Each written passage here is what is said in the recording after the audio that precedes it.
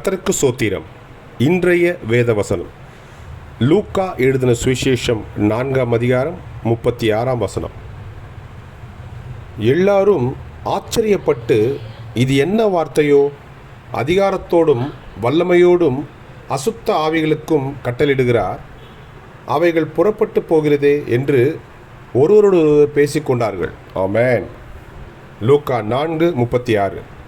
எல்லோரும் ஆச்சரியப்பட்டு, இது என்ன வார்த்தையோ, அதிகாரத்தோடும் வல்லமையோடும் அசுத்த ஆவிகளுக்கும் கட்டளிடுகிறார், அவைகள் புறப்பட்டு போகிறதே என்று ஒருவரோடு பேசிக்கொண்டார்கள். ஆமென். கர்த்தர் உங்களை ஆசீர்வதிப்பாராக, உங்களோடு கூட இருப்பாராக. ஆமென்.